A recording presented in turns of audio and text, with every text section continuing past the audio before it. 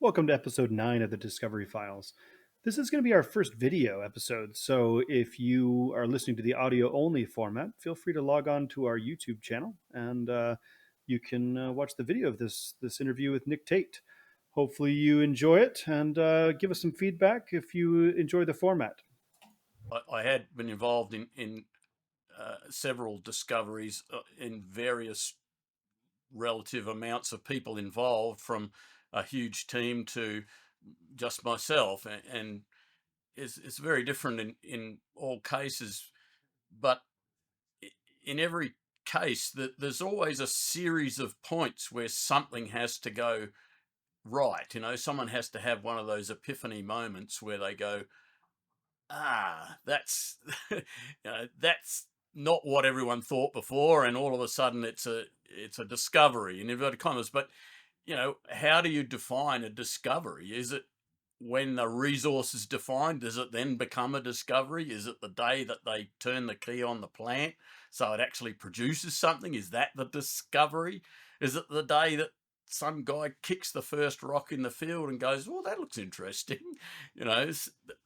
Everywhere along that chain there are multiple points of critical decision making where if you go one way it's a discovery, if you go the other way it's lost to the mists of time. So whether you're doing it yourself or as part of a large team, that there's always a whole series of those events. And with 2020 hindsight, when you do have a mind, then there's a whole bunch of people putting up their hand going, oh, gee whiz, I was there on that day that this happened or whatever, and I discovered it, in inverted commas. Uh, as they say, success has many fathers and failure is always an orphan. So Yes. that's triple true in mineral exploration. So, and I've lived that myself. So Yeah, I'll and I just guess that's kind of a key difference between the two, right? If you're doing a solo work, I mean, I remember earlier on in my career, I worked for little companies and I was often the only geologist. And and sometimes you're just figuring out the basics of geology all by yourself with no input. And I remember for me, it was early in my career, but I remember often wondering, am I wrong? Have I misidentified this rock? Have I misidentified the importance of this structure? So it's an interesting, comparison to like large teams where you can ask 5 or 10 people an opinion on something and get it, right? yeah, and sometimes those bouncing ideas off other people just triggers a thought in your brain where, oh wow, if that was true, we should go and look there or something like that. And sometimes, for me anyway, those thoughts just happen while I'm wandering along in the field, going from one creek to the next or something. It just so it can happen in all kinds of environments. And so I'll just uh, quickly go through the two that I've been Yeah, yeah. involved in it. So the first one is the Phu Kham discovery in Laos, where I um, came on as a consultant for Pan Australian Resources. They'd done a joint venture with Normandy Anglo, who'd been in Laos for nearly 10 years. 94 to 97, I think, was their main sort of work period. They had a huge tenement, 5,000 square kilometres. They'd spent $10 million or something on just huge amounts of regional exploration. And they had a huge data set and they'd identified this thing called Pucam. But it just, well, the copper price was low, the gold price was low, it didn't meet their thing. So they handballed it off to Pan Australian Resources. And Pan Australian, um, their initial target was to make an oxide gold operation and just get that bit going. And that's when I came on board, and they said, "Oh, look, we need this thing mapped. We want to understand the geology, and see what we do for it to drill out an ore body, a oxide gold ore body." That was the sort of where I came into it. Hmm. And the backstory for how the prospect was actually identified was Normandy Anglo had done a big regional BLEG survey, stream BLEG survey, helicopter supported, and the highest result they got was 625 ppb. That was a fairly screaming anomaly. Yeah. So they sent in a place where there were no known gold occurrences. So they sent their geologist, their main country geologist in there, Mike Harris. He went in there. Was the sample was actually quite near to the road that went to the I won't say state, province capital.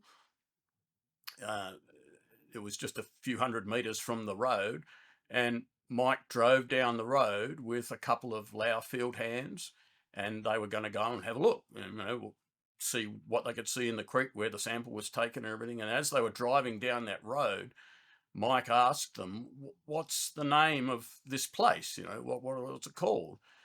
And the field hands said, "Phu Kham." And in Lao, Phu is hill or mountain, Kham is gold, hill of gold. And Mike went, "Whoa, gee, that's a good start." But he, when I met him several years later, he said he was still never quite sure whether it was called Pucam, or whether they were just trying to encourage him to come back and do more work, because that, of course, meant more work for them and the people from their village. And I Right. encountered that same effect a lot of times. So it's, and because there were no other known gold occurrences there, that did seem a little odd. But Mhm. anyway, they went back, they collected some more stream sediment samples. They eventually collected a whole bunch of soil samples and identified this big anomaly, big copper gold anomaly, um, up to about 1,000 ppm copper in the soil, and a gram gold in what was just kind of brown soil, a hill with a bunch of brown soil, not a lot of outcrop. They did find one or two little patches of magnetite outcrop, thought it might be a skarn or something. But anyway, then they did a little bit of drilling and intersected what they thought was some porphyry, and the grades were too low for them. As a porphyry, it just looked like it wasn't going to fly. So anyway, Mhm. but there were some little patches of gossan, and they had gold in them. They rock chipped them and got some gold out of it. And that's where Pan Australian came in. They thought, oh, maybe we can make an oxide gold operation out of this thing. And that's that's the point where I came in and started mapping on the surface. And I walked around for several days on all the old drill tracks. There were some old drill pads still in the bamboo there. And I was trying to find these outcrops of the gossan, and they weren't really even outcrops. They were just sort of lines of rubble. And on the geology map they had given me, they were marked as veins, like linear zones, veins of subcrop of gossan. And and on the sort of cartoon sections they'd drawn, they had these things as vertical veins of gossan, and with numbers sort of up to about a gram and a half. And I thought, well, gee, that's just not going to hang together. It's not big enough, or there's not enough volume in it. But as I was mapping, I was wandering around the old drill tracks, I came to an old drill pad that had, just by chance, carved into one of these gossans, and it was still exposed in the back of the drill pad. It's like the perfect situation, right? Well, I just got lucky, Was it luck? I don't know. But anyway, that was the outcrop. Oh, And interesting. I looked at that and I went, that's not a vein. That's got bedding in it. Yeah, it almost looks like a tuff with, fiame in it. It's I don't know if that's true or not. Well, it's all gossan. It's all oxide uh, Okay, yeah. gossan after pyrite, but it's got clear banding, bedding. There's other, gang minerals, quartz, and relics of other things in the gossan. But I went, that's not a vein. That's something better. It used to be a sediment or something else. It's been replaced by a bunch of sulfide, probably pyrite mostly. And on that day, I went, oh, this thing all of a sudden it's a replacement deposit, and that bedding, that particular outcrop was subhorizontal. And I went, wow, so all of a sudden there's potential for many times the volume that it was as a bunch of veins. Mhm. And and actually from that day forward, we then designed a drill program to test those things as though they were horizontal. Turns out they weren't. They were all folded all over the Mm. place, but they had a huge amount of volume that just wasn't there in the original interpretation Yeah. because they were replacement deposits, not veins. It's And kinda interesting how many deposits getting the geology right. I mean, like I always talk about like how important geology is, right? But it's like getting those basic things right is sometimes the step that just kicks everything off, right? And then in hindsight, everybody goes, "Oh yeah, no, of course it's this." yeah, well, so that was what happened. And then, subsequently it was drilled out and became a resource and, in fact, a mine. It started a mine.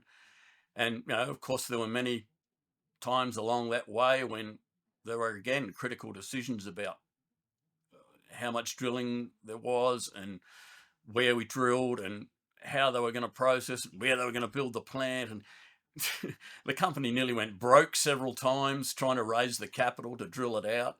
It was a bit of a difficult time. Gold prices so were. so what was your feeling like when you realized this on this outcrop, right? Because like I think that's one of the big things for like especially like junior geos that might be listening to this. My experience has been like you hear that description of the eureka moment. It's been very much like that in my experience. We're like, I can't believe this. This is amazing. Did you have something like that or?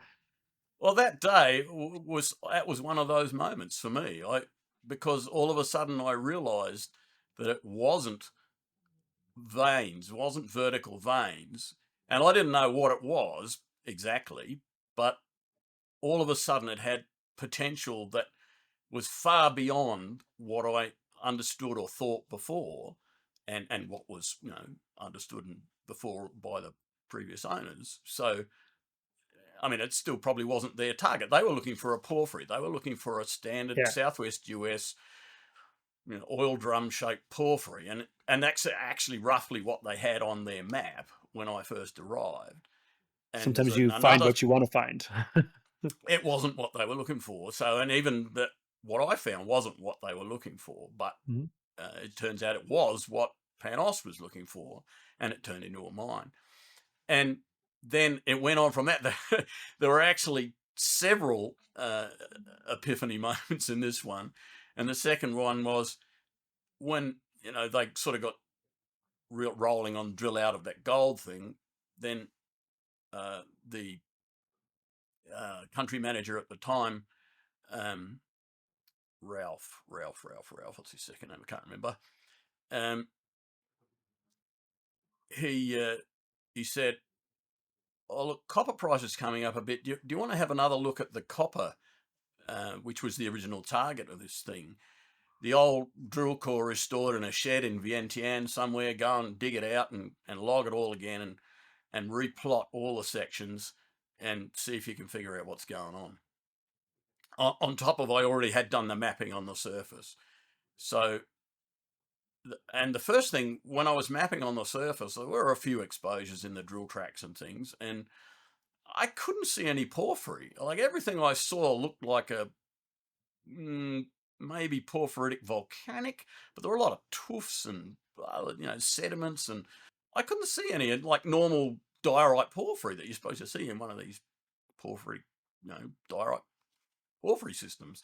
It didn't look right. So anyway, I thought I better go and look at the core. So I went back and I looked at the core, and uh, again, I couldn't see any porphyry. Well, not true. There were one or two little dikes of porphyry. But not There the volume were. you'd be expecting, right? It wasn't this big round blob that was on the map, and I was going, well, something's wrong here. Uh, so the first thing was where it it did look like a porphyry because there was a huge volume of phyllic alteration. We're out in the boondocks, but there's just everything's phyllic alteration or propylitic, and it's volcanics, andesitic volcanics, right sort of address, but we just didn't seem to be in the porphyry. And there were Mhm. even B-type veins. There were nice B-type veins with a centerline seam and a bit of bornite in them, and that's where the gold was. So it was sort of like we're close to the action, but we haven't hit the target yet. That's always one of those, both a frustrating and an exciting moment where you're like, "Okay, we're close. How do we get closer?" Right? So the basic story, if you just ignore this bit here, which we didn't know about at the time, this was the main hill. The red things were the gossans, where all the gold was, and the blue lines are those B veins we could see. So there were lots of interesting things. And it all sat on top of a thrust. And the rocks below are the Karat Basin. This is all Permian, the volcanics, but the rocks underneath are Cretaceous red bed sediments of the Karat Basin. So they're dead. But Normandy Anglo, being a sort of American focused, they'd been drilling vertical holes, vertical diamond holes all the way through this thrust sheet. And every time they hit that thrust, which was very obvious because of a huge quartz vein, they stopped. But there was just one hole out here somewhere that went vertical, but it went way below where the thrust should have been, and it still was in volcanics. And Mhm. it hit a couple of those little gossany looking things. Actually, it was bedded sulfide at that point. And I went, ooh, the only way I can make that work when I'm drawing this section is to put another fault, this thing here, that cuts the thrust and drops it down. And on that day, there was that epiphany moment. It was like, well, gee whiz, that means that east of that vertical fault, if that fault's real and it cuts the thrust, east of that, there could be a whole lot more of that host sequence, and there was virtually no drilling out here. Um, so on that day, I went to the exploration manager, Ralph Child, his name was, and said, look, I want to drill an angled hole. I want to step back over here off to the east and drill an angled hole so that I can do two things. One, I want to test whether there is a big blob of the host sequence down there, and hopefully we'll go through this structure here, and that'll prove that there is a fault that cuts Mhm. the thrust. They did that, they stepped back, they drilled the hole, and not only did we do exactly that, but on the way down, we went through a huge block of this green stuff, which is skarn, which we hadn't encountered. There was none of that up here. There was a Mhm. huge blob of this skarn, silicate and magnetite skarn, that had twice the grade of the stockworks. And we hit a couple of little porphyry dikes that looked the business. Turns out they didn't have a lot of grade, but they were certainly the right sort of porphyry to drive a porphyry system. And it was Yeah. clear that we were in a skarn system outside, close to, but outside, probably above the porphyry. Um, and it was mineralized, and like I said, twice the grade of the stockwork. And suddenly there was a huge volume of extra material there, and it was twice the grade of the previous stuff. And That's one of those very exciting moments where it's you get an explanation for the geology that matches what you were hoping, and then you also hit something that looks really encouraging too, right? well, again, was it luck? Was it good geology? What who was it the exploration manager who said, "Yep, go with that idea," or he could have just said, "Nah, you're full of crap. You'll have to come up with That's a better idea." Or was it the guy who first told Mike that the place was called Pucam? Who along that chain?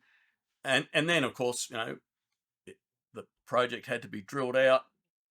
That's one of the things I like with Ahmad has a description of these are like a movie, and which frame of the movie is the discovery on, where it's usually like, well, all of these frames are important leading up to this scene, and so, but it can also have gone completely differently, right? It's really easy to say no. That's what I've learned throughout my career. Is it's far easier to say no to a target and drilling something than it is to say yes, right? So Yeah, well, so for that exact reason, there are a dozen points along that chain where somebody has to go yes, and even if they go yes, maybe the decision was wrong and just turned out to, my interpretation might have been complete rubbish, and it might have turned out that we just drilled a bunch of granite.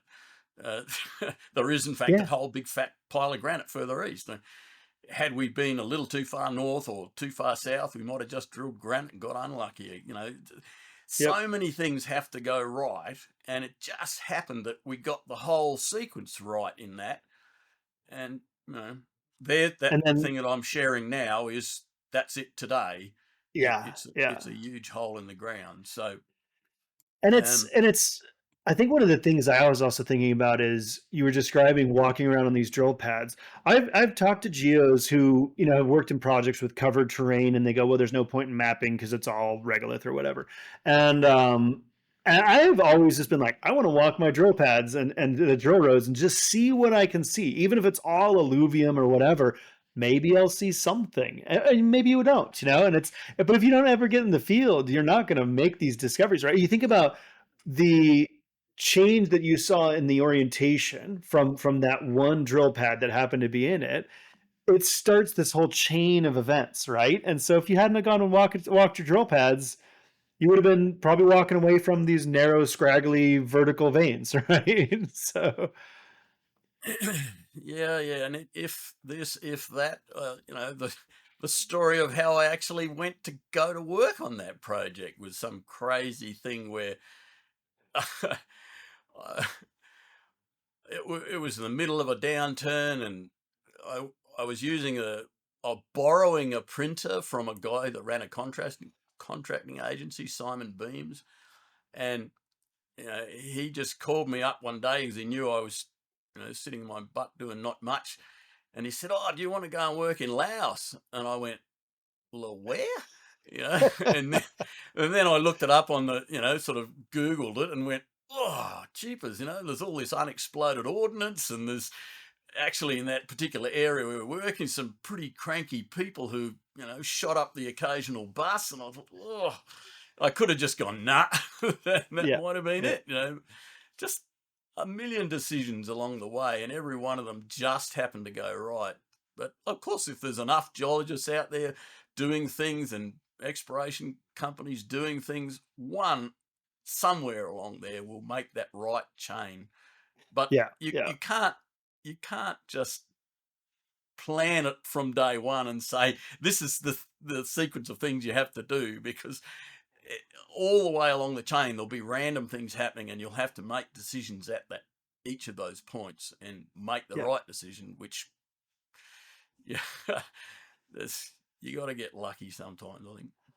I think that's the thing that I enjoy so much about exploration is, and I always compare it to fishing, right? Where it's like, you can know all of the techniques, you can know where the fish are going to be, and you can cast the exact right spot, but it's up to luck on whether there's a fish holding there or not, right? And I think and just like you can also be completely, dumb luck and you can catch fish with zero technique, knowing nothing about where they're going to be, and that happens too in exploration, right? Where like people who didn't do any decent geology find stuff that happens. But I kind of go back to like, well, we can stack the odds in our favor by doing better geology, so that then if the luck side is there, well, maybe we'll make a discovery, right? So Yeah, and I think that's reflected in the fishing story that there are people who go out there and just much more consistently come back with a bag of fish, yeah, and that's because they're experienced, and they've learned the hard way that you know you've got a better chance of going out on this day or using that kind of bait or this kind of technique, because that's just learned hard lessons. And rank amateurs can get lucky occasionally, but yeah, that, like you say, if you want to stack the odds in your favour, you've got to have people who've been there and done that in that area, in that type of fish. yeah. Stacking the odds. I guess that's what it's about. So it must have been a big change too, where you went from being essentially the sole geologist with boots on the ground on this project to all of a sudden there's an exploration manager, there's probably a few other geologists. What was that change like? Was it a good change or was it a difficult change? Well, it exploded, and it was already exploding because of the gold drill out. They were.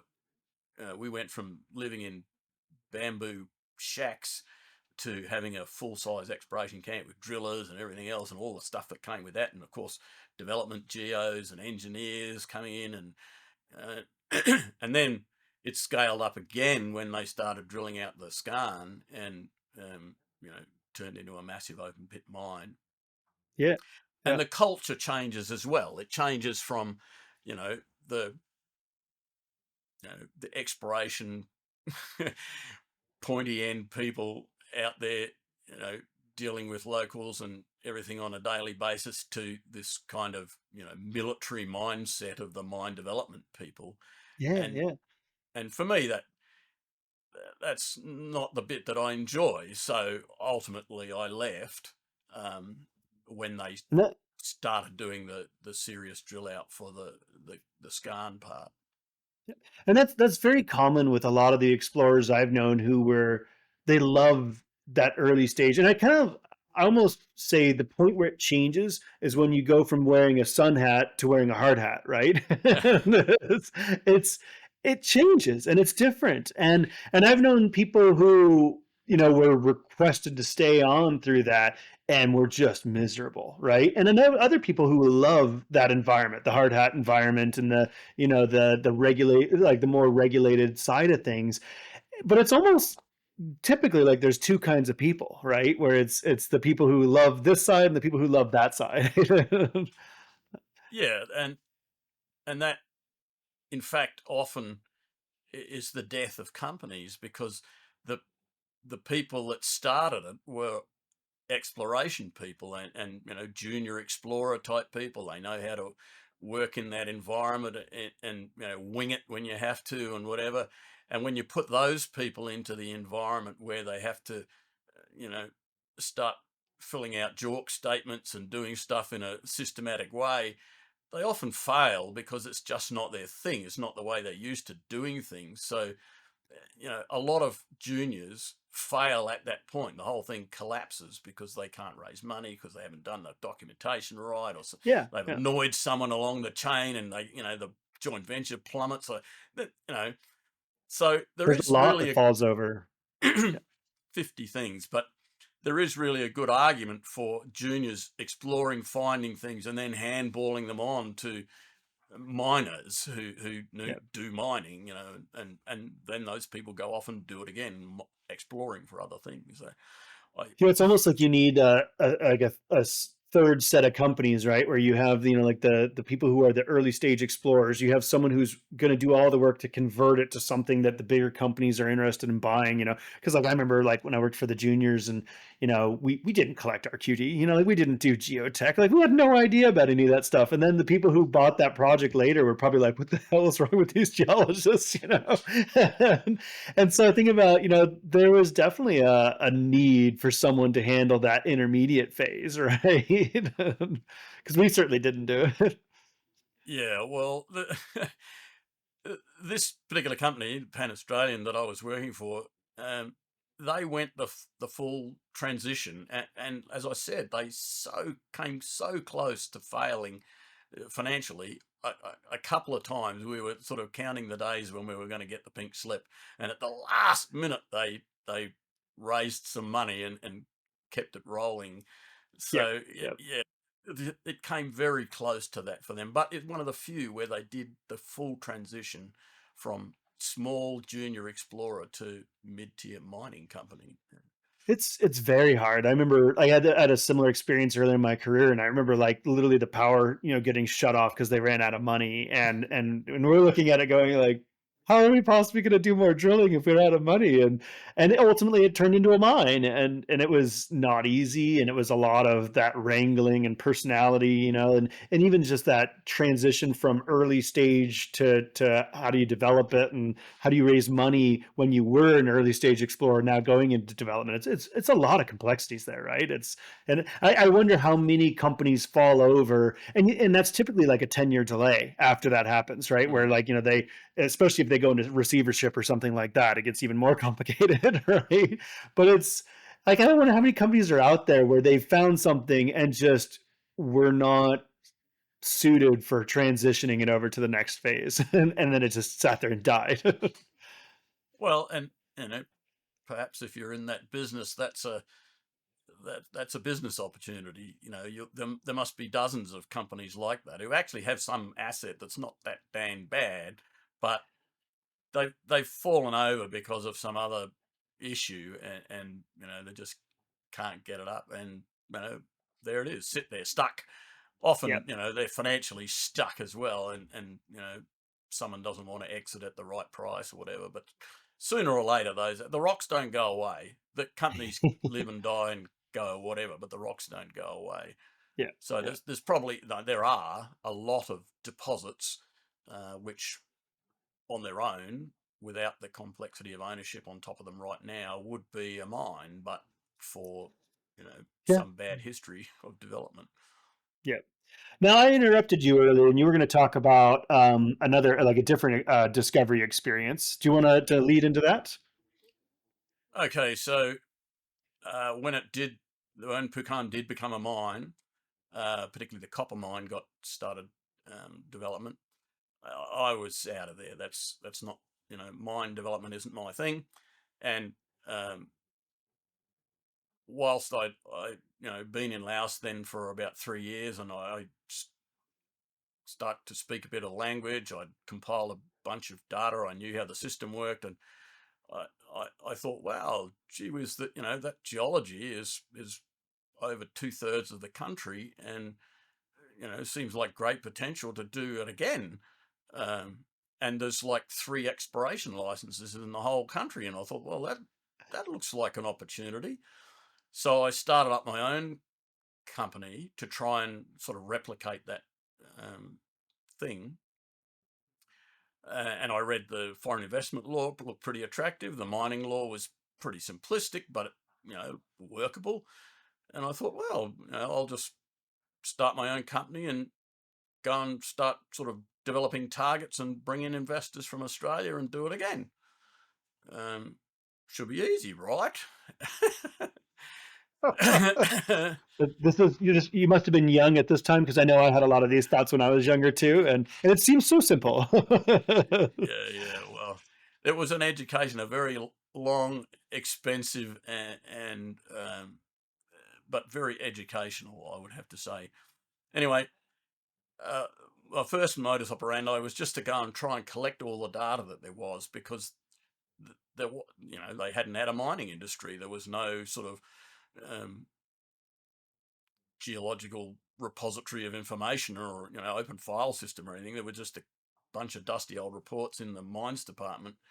Um, and so I went in there and I copied everything I could, and I digitized it all. I employed a bunch of local guys to enter all the data from the paper reports. And then I just went about going to look at things in the field to try and figure out if any of them looked attractive or not. And as it turned out, Newmont had done a similar thing to Normandy Anglo. They had a 5,000 square kilometre tenement out in western Laos, done a huge amount of work, all the stream sediments and mag and radiometrics, and just they'd identified, again, they were looking for porphyries. They'd identified a few targets. And so I went to look at their sort of main targets that they'd identified, and to see if I, could get excited about any of them.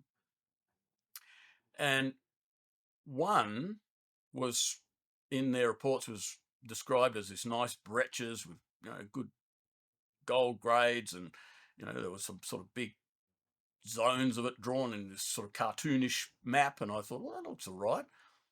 So they had this thing called inspection permits, where you could just get a permit to go out and have a look at something. Didn't give you any tenure, but you were allowed to go look. Mhm. So I got one of these things, and I went out to have a look at this thing. And um, driving in there, we're driving in along a logging road, um, and when Newmont had been working there were no roads. They had to come in by boat. They came up the river in a boat.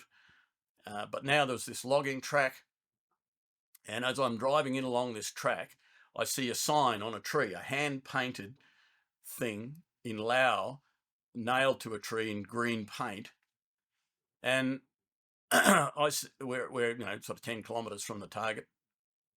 And I asked my field hand sitting in next to me in the Toyota, what does that say? It doesn't say anything nasty like national park or something. And he said, no, no, it says Skinhead Mountain. And I went, oh. And Lao's very literal language, so skinhead means bald, basically. Mhm. So I thought, oh, Bald Mountain, there's quite a few ore deposits named things like Bald Mountain, Yeah. and for various reasons. Anyway, so we're driving along, and another couple of kilometres later, we come out of what was logged rainforest, a logging track, onto what is this grassy hill with a few cycads and things on it, and this rich black brown soil. And I thought, that's odd. That soil looks really good, but it's not growing anything. Certainly not any forest. And but then I looked at the GPS, and we were still 5 kilometres from this target. Anyway, so off we went, and we spent a couple of days wandering around this target, and I found the breccias, but they were way smaller than they were in the cartoon map. And look, there was hardly any gossan in them, and I smacked off a few samples, but I just couldn't get excited. So I thought, well, look, let's go back to where that vegetation anomaly was, back on the Yeah. hill there, and uh, on the way home, and we'll spend a half a day there doing something. So we did, and I had two teams of guys, and I said, right, you go down that ridge, you go down that ridge, collect as many soil samples as you can in a day, and we'll see where we get with that. Yeah, so on that day, 15th of February 2009, we collected 77 ridge and spur soil samples, at least my field hands did. Uh, and I walked around the rest of the hill trying to figure out what the geology was, and I Yeah. couldn't. I couldn't figure out what it was. Oh, that must That's have when been I. interesting. Because you were pretty experienced at this time, right? So it's not like you're like some junior geo, you know? No, I'd been around. I was in my um, late 30s, and I'm going. I've been a geo for a while, and I can't name a single rock. I bashed open 50 rocks this afternoon, and I can't name one of them. They're all these strange things with weird chunks of feldspar, mafic minerals I don't recognise, and all this something that looked like a gossan after, I don't know, actinolite or something. There was all, I thought maybe it's just some weird skarn because I can't recognise any of the minerals. Anyway, I had no idea what it was, but the soil was just dark, dark brown. So there's a lot of iron in it. Anyway, Mhm. and I couldn't see anything of quartz. No sample that I could break open had a piece of quartz in it. Also And interesting that there's no trees growing too, right? So it's and like there's telling no you maybe trees.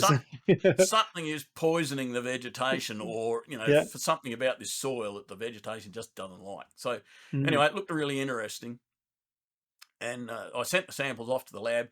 And because there were no quartz in it, there seemed to be lots of iron. I also told them to do a digest for platinoids, which was another. That's uncommon to request that, right? It's like Yeah, not a lot of people would have been like, "Oh, let me just do some platinum group elements." and it was expensive, Yeah, yeah, yeah. but fortunately there was a lab in Vientiane. ALS had a lab there, and they could do it. So good. And a month later, they send me back these assay results, and I just about had to ring up the lab and said, "Look, I did request things in ppm, not ppb," and I That's a looked at it good again sign. and again, and no, that was absolutely correct. And I checked with the lab, and they said, "No, no, that's what it was." And of those 77 samples, 66 returned more than zero point 0.1 ppm platinum, along Wow. with up to 1.2% nickel, and max out on chrome, and all You kinds must of have been other very excited. stuff. And on that day, I just went, wow, if this is real, wait a minute, let me get those old Newmont reports. And I rushed to the cabinet, and I pulled out all the old Newmont reports and flipped through them, and I was like, they never assayed for platinoids. They never assayed for chrome. All they did was copper, gold, arsenic, moly, and one or two other things, but nothing that might have indicated they'd been there. They'd actually taken a sample in a stream that came off the hill where we'd sampled it, but that's all they'd assayed for, and it didn't show up anything. How common is this in your experience? Because I've seen this a few times over the years where I've come onto a project later and been kind of blown away that they didn't assay for things. And I know people will subsequently come onto projects that I've worked on and wonder why I didn't assay for things. And it's, there's all the budgets and all the other, but sometimes you just don't know, right? And sometimes it's just totally out of your experience and you're like, I didn't think to do that. So Well, well, of course, I wouldn't have thought to do it unless I'd been on the hill and seen something that triggered me that maybe there's more to this than a porphyry. It didn't look yeah. right for a porphyry. There was clearly something wacky going on. There were no ultramafics recorded in the entire country, but Wow. Yeah. but the and Newmont had a big regional map along with all that other work they'd done. They'd drawn this very detailed looking regional map, and there were no ultramafics on their geology map. And Look, here you have look, no quartz at all. and here I have these rocks that I can't identify, and they've got no quartz. And I thought, well, look, there's two things. If you can't identify any of the minerals, there's either one of two things: either a skarn or some ultramafic thing. Uh, Yeah. that Anyway, so anyway, that was the decision. That's what happened, and it was real. And then when I flipped back through that report, they had done aeromag, and there was an enormous mag anomaly, like 20 kilometers long, and linear looking thing. And they hadn't gone back to that because they were looking for porphyries that were round and they were donut shaped anomalies, of which there were several, and they'd Mhm. targeted them. But this big, long, narrow thing, they ignored it because it didn't look right. Yeah. Um, so anyway, and this samples that we'd taken were just on the very southern tip of that. Um, anyway, then long story of trying to apply for a tenement, and it was just at the time when uh, the government and all various people in the government were suddenly realising there was money in mining, and they didn't really want to give tenements to Western companies anymore. And Yep. anyway, A big lot fight. changed right around then, yeah, huh. Yeah, yeah. I was 5 years too late. I didn't realise that at the time, but that's what happened. Anyway, eventually I brought in Dominion Mining from Australia because they had a history of doing stuff, Mhm, and they had a pile of money in the bank because they'd sold a bunch of projects that they had in Australia. They were currently mining that Challenger thing in South Australia, high grade gold thing underground, mhm. and making a ton of money. So they were the right sort of people to be as partners, and they came over and had a look at it, got excited, and said, "Yep, let's go for it," and applied for a tenement. Nearly 2 years of fighting with the government to get said tenement, but eventually got granted. Mm. And then the story just augurs downwards from there on. Unfortunately, I think I've told that story in another interview before, but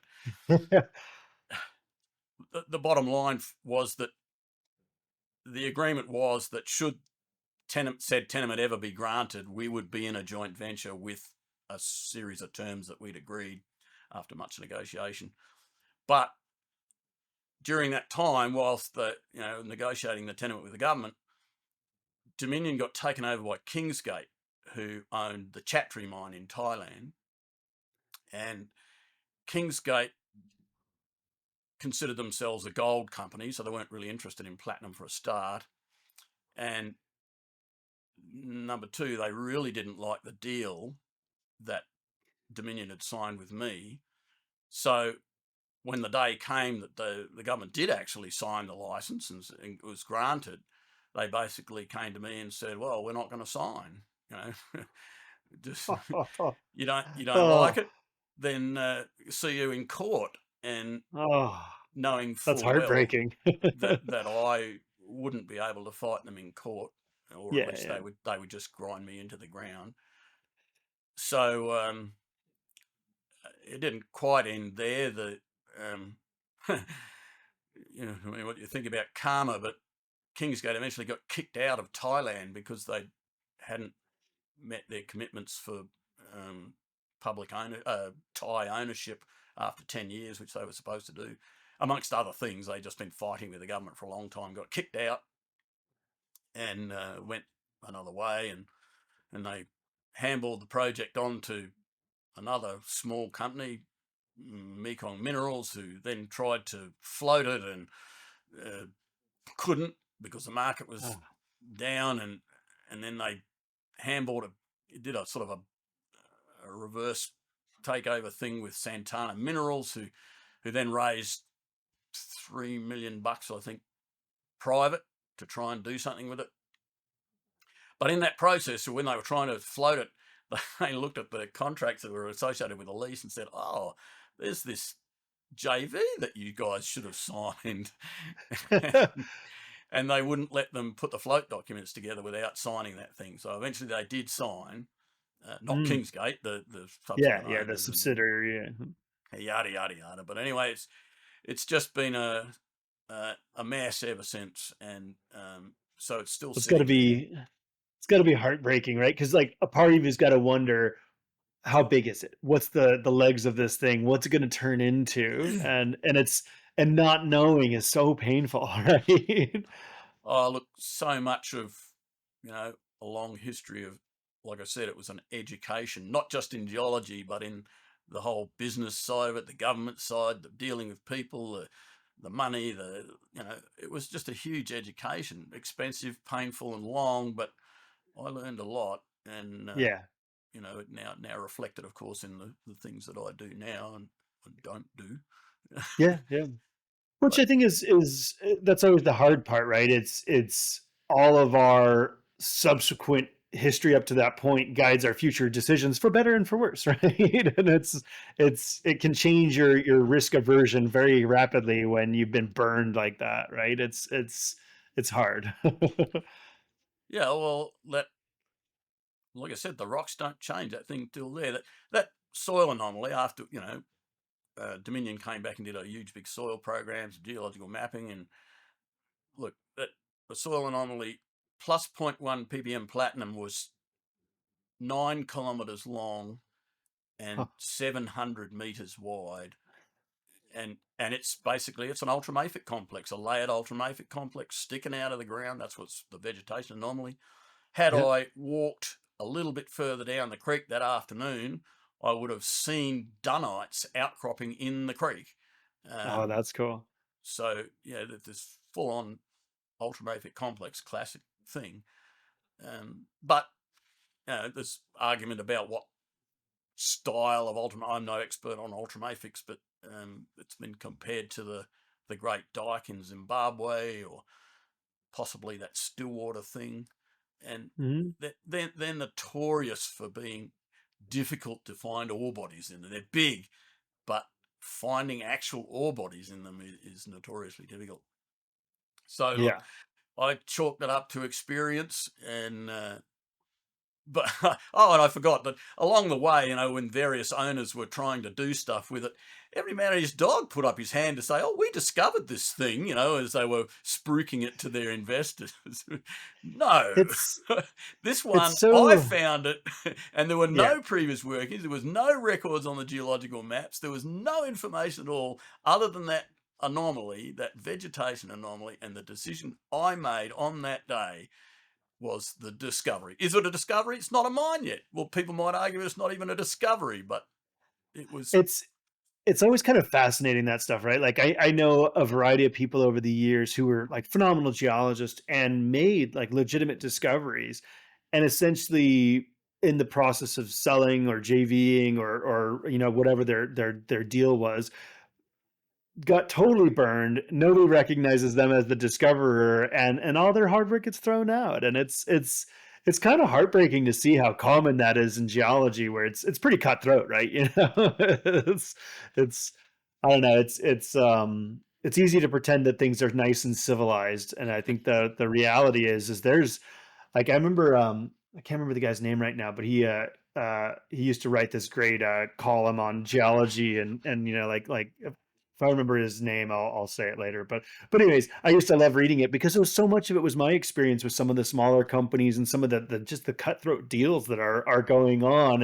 And often when you're like an individual, you don't have the resources to fight things like that, right? Like, you're not going to sit in court for 10 years and go through something, right? It's just, you've got a mortgage, right? Yeah. Yeah. So what was I guess what was your favorite part of being an individual discoverer versus part of a geological team? Like what were your favorite parts of those two different aspects? Well, ever since I was a kid, I always enjoyed that, you know, lone wolf thing, being out in the field. That's why I'm a geologist. That's why I'm still in the field, because I just that high I get from, and it doesn't have to be an ore deposit, but every day you go out and you spot something that nobody else has seen before, or it means something that nobody else has recognized before, and that, to me, there's no better feeling. So I'm hooked on it. There's no way I could do any other job where I sat in the office all day and just spat stuff out. That I think that that's yeah, like the field is truly where I've encountered that feeling more often doing field work than anything else I've done, from drilling to modeling or anything else. Like all those things are necessary, right? But it's like that just excitement is something else. So, huh? Yeah, yeah, and I got hooked on that from an early age, because I took these sort of holiday jobs where I was mapping for companies, and I'd find stuff. I'd just wander around the field and I'd just find stuff, and you know that was just so exciting for me that I couldn't give that up. And every time I looked like having to do something in an office for an extended period of time, I was just like, no, get me out of here, beam me up, Scotty, now.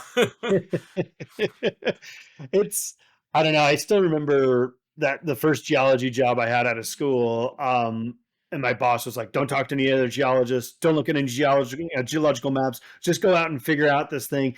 And I went out, and I remember just looking at the rock and just going, "I don't even know what type of rock this is. I just wasted a lot of money on my degree." And then I was like, "No, no, no. I need to sit here and figure this out." And so it was like started going, okay, start at the basics, describe the phenocrysts, like, and eventually it's so funny in hindsight because I was like, it's a rhyolite, and I was so excited, right? And now I'm like, oh, it's so painful to think of. And then going along, and then figuring out, oh, this other rock's an andesite, and then looking at the zone in between these two and being like, what is going on here? It's like this weird mix of rhyolite and andesite and clay, and it's 10 meters wide, and then like realizing it was this big fault with like gouge with like a class of both rocks in it, and just I still remember how exciting that moment was. And it's one of the simplest geological, like I wouldn't even call it like a discovery, but the geological realizations, and just I love that. Like that you get hooked on that, of just you make a hypothesis today and you might answer it tomorrow, right? And it's just fun.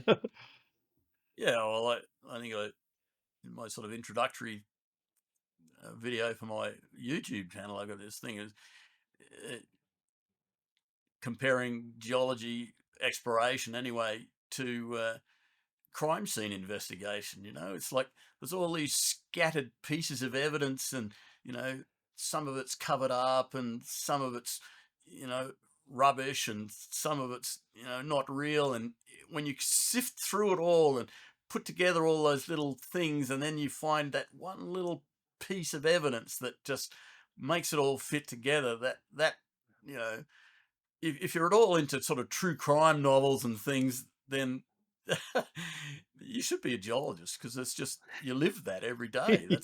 That's the job. Except it's I not people agree. trying to kill you. Yeah, it's a little low, a little less pressure. It's I don't know. I think that's the amazing part of geology that doesn't get talked about enough, is that you have a puzzle in front of you that is so complicated, and yet you start to unravel it and you start to put the pieces together, and the excitement just builds and builds and builds, and it's addictive, right? It's just it's fun. Yeah, So, yeah, it yeah, is, and well, that's why I'm still doing it, because it's just it's just a whole bunch of fun. And like I said, they don't have to. You don't have to discover ore body every day. There are other little tiny discoveries, those little pieces of the puzzle that you pick up in the field, and you suddenly, it just changes the picture. And to me, that's the excitement every yep, day. You yep. don't have to discover an ore body every day. You just there's every day there's some little puzzle piece that oh, occasionally you have a crap day and you get bogged in the mud and it rains Yeah, and it's bad, but you know those that are all part of tomorrow, the story. yeah, it's all part of the Yeah. fun. I mean, that's the stuff that I think about, like where and when I've talked to like high schoolers or grade schoolers, and sometimes the stories of where you got three flat tires and you had four spare tires, and you're driving back to town and you hear the last valve stem start leaking air, and you're like, oh, we're on number four today, and I still have 10 miles to go. It's it's terrible at the time, right? And looking back, I just love those experiences. They're so wild, and some of them sound so fake, right? Where it's like there's no way that could have possibly happened, Yeah, and it's like that's just the weird part of being in the field, right? So it's I don't know. I still firmly believe that the field is where discoveries are made, because the rocks are constantly giving you new ideas, right? Where just like you talked about in that section earlier, where you've drilled a few holes and you might not even have a section. You've hand drawn something in your notebook, and you're like going, okay, they're here, here, and here, and you're trying to do the trig, and then all of a sudden there's something that's clearly fallen off the face of the earth, and you're like, why is it 100 meters deeper over here? What's gone on? And then you're like, let's go back over there and see if we can find any surface expression. And then, sometimes you find, I don't know, like we're excessively weathered, just like a little tiny low on the ridge line. And it's like, oh, maybe there's a dike that's filling this fault. And let's see if we can find any evidence of this. It's just a kick. yeah, and there's that thing about working with a team and having it, particularly the backing of a company with lots of resources. I remember after that experience with the bedded gossan thing, I went back to Ralph Child and remember sitting in his office and saying, um, if these things are horizontal, we're going to need a lot of drill holes, to drill out a resource. There's going to be a lot of, just pattern drilling basically. And so I said, so what kind of budget have I got here? How many meters can I have to drill this idea? And he sort of thought about it for a second, and then he said, look, you tell me how many drill holes you need, and I'll find the money. And I went, right then. You beauty, unlimited drill budget. I'm on it. And I just basically looked at everywhere I thought there might be one of these things and pattern drilled it. And just amazingly, it turned out that most of it was actually ore. So that became an ore body. It was just amazing. If Ralph had sort of gone, oh, gee, raising money right now could be a bit tricky. You can have a couple of 100 meters, and I might have missed on the Yeah. first couple of holes. But you know, it, I think about that a lot with I sometimes think that we think we're smarter than we are, or luckier than we are, when you say, oh, we're going to give you three holes to find something. And it's like the odds of that are so tiny, right? And it takes someone like that where like they really, go to bat to get you the funding so that you can do the right work. And then, in hindsight, there's so many ways that can go wrong. But he was the right person at the right time, and you were the right person at the right time, and it's off to the races. yeah. Well, and there again, there's that thing. So who discovered it? Like, there was 20 people involved at 20 critical points. That everything had to go exactly, make the right call at that right moment, and you know that's what it is. And most of the time, that's what it is. And my other experience was extremely rare, where a lone individual working alone with no, I funded all of that work that I was doing entirely out of my own consulting money that I'd earned, going to work for Pubia and various other people.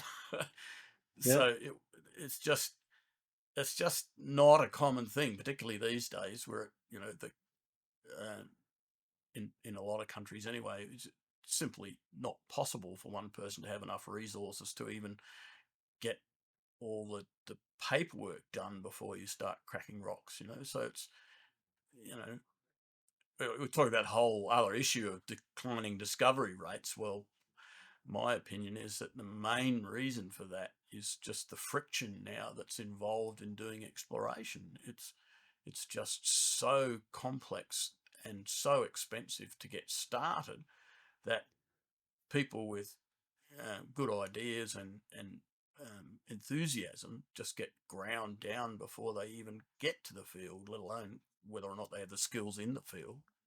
Yeah. I think that's it's so easy to overlook that.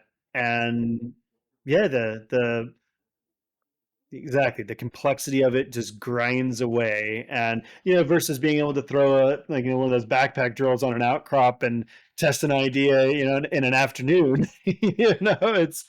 It's a very different world, right? And I don't think you can overstate that enough. That it's easy to grind away the people who are really genuine explorers. Kind of like we were talking about earlier, like the sun hat versus the hard hat, right? Is like a lot of those sun hat folks don't deal well with that the bureaucracy and the all the hurdles that need to be jumped before you can even get a rig turning on the ground or even get out to a project to map, right? So. Mm.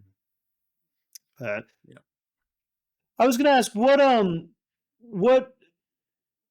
of all the experiences you had in these two discoveries, what stayed with you that's changed the way you go about exploration now? The big thing for me that I learned out of that long and painful experience, uh, well, painful. I had a hell of a lot of fun. It wasn't painful. I just had a lot of fun, but just didn't actually turn up a giant result for me. But the thing I learned is that discovering mineral deposits is the easy bit. That actually finding things in the field isn't that hard. Turning them into mines that produce stuff is the tricky bit. And so much, and it's just a lot more difficult now than it was when I was working then. So before I even start in a place, I would say, what's the tenure? What are the conditions? What are the uh, does the government really want mining? That I made a video not long ago about you know jurisdictional risk basically, and how it goes through sequence cycles as this kind of a Mm, sine wave of the government wanting mining and not wanting mining. And there's a very narrow window on the upswing of that curve where successful exploration projects happen. And that's what I learned in Laos because I was there long enough to see pretty much the whole cycle.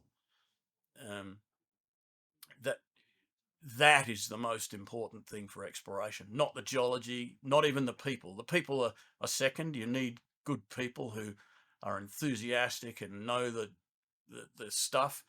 But even those people in the wrong environment will never make a mine, because if the government really doesn't want mining, and that even comes to just apathy, they have to want mining, as Laos did when in 2003 when I first turned up, then you can make mines out of good prospects. But if they don't, or even they're just apathetic to it, it'll never happen.